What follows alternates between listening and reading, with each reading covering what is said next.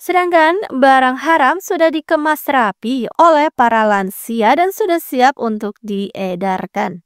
Lalu Kyung Sun mulai berbagi kasus dengan Nam Do Hoon sebagai jaksa di wilayah itu. Lalu dengan konyolnya, Kyung Sun pun menginterogasi tersangka. Caranya sungguh unik, bikin Nam Do Hoon keheranan saja. Cedu mulai menyelidiki pabrik ke otoritas setempat, tapi katanya tak ada yang aneh dengan pabrik cemilan itu. Cedu pun merasa kesal, padahal jelas-jelas tak ada papan nama di dalam pabrik itu. Dan Cedu pun tak mau menyerah, ia lalu mendatangi kepolisian, tapi ya jawabannya tetaplah sama, karena pabrik itu legal, tak ada masalah dengan semuanya. Tim kocak pun mulai mengikuti anak buah Nam Do Hoon. Ternyata mereka akan mengumpulkan upeti dari penyelundupan krim bios. Hail pun maju dengan gagahnya dan sudah keren-kerennya, ia malah menggelinding. Sungguh tak keren. Tapi kepercayaan dirinya kembali, meminta orang-orang itu memakai krim bios yang banyak agar tak terasa sakit saat dipukul nanti. Hail pun lalu dengan mudah mentotok orang-orang itu. Hingga kini tersisa para polisi yang digelandang ke arah Deyong juga Jayong. Dua saudara itu pun bekerja sama dengan menyetrum mereka. Dan, ternyata tak sengaja Deyong pun malah tersetrum juga. Setelahnya para polisi penyelundup itu sengaja dipertontonkan sebagai atraksi di jalanan wisatawan di sana. Sungguh puas sekali karena mereka banyak difoto oleh para wisatawan yang datang. Hansik dan gengnya bertemu dengan geng komplotan untuk memuluskannya mengedarkan narkoboy ke berbagai negara.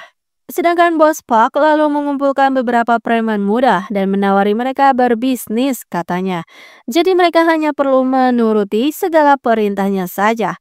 Dan pasti para preman itu dijanjikan uang banyak yang menggiurkan. Dan akhirnya pemindaian wajah selesai juga.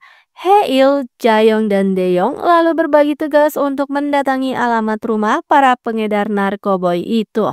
Tapi Ko Jayev seperti mengenali salah satu dari ketiga orang itu.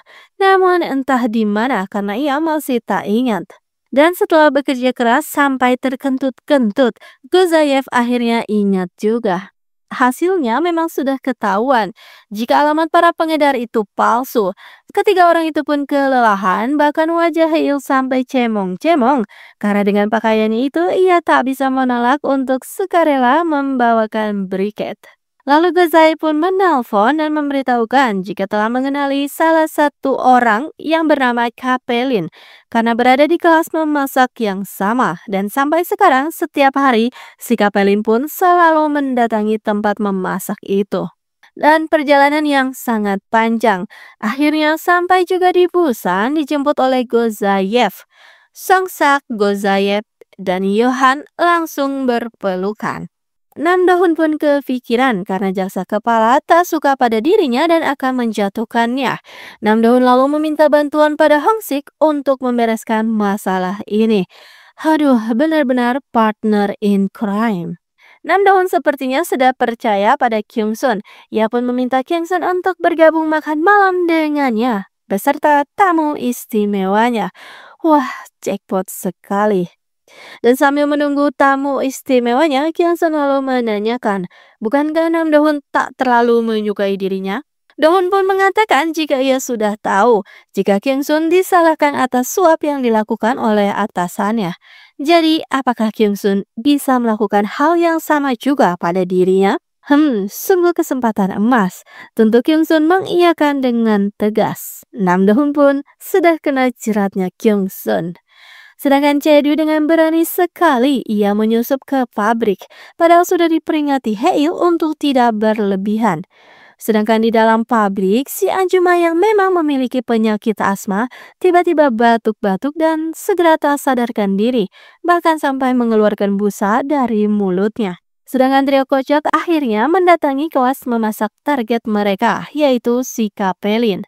Dan ternyata Kapelin pun benar-benar datang karena ia menyukai guru memasaknya. Kapelin datang dengan membawa hadiah dan bunga yang sangat besar. Trio kocak pun malah saling bertaruh jika Kapelin pasti akan ditolak. Dan Cedu akhirnya ketahuan juga, tapi untungnya ia hanya diusir saja. Sudah seperti nonton film sambil menikmati berondong jagung mereka. Dan benar saja, Kapelen pun ditolak mentah-mentah bahkan sampai ditampar segala. Dan entah bagaimana, Hang Sik sepertinya jatuh cinta pada pandangan pertama pada Kyung Sun. Kyung Sun pun bisa merasakan tatapan berbeda dari Hang Sik. Dan para pengedar itu pun membereskan masalah si Acuma yang ternyata sudah dinyatakan tewas. Dan akan dibuatkan skenario seolah Acuma itu tiada dalam tidurnya. Dan ternyata para preman muda bertugas untuk mengemas narkoboy itu dimasukkan sebagai pengawet makanan dari sebuah produk. Hah, bingo. Hail pun datang dan episode 5 pun berakhir di situ.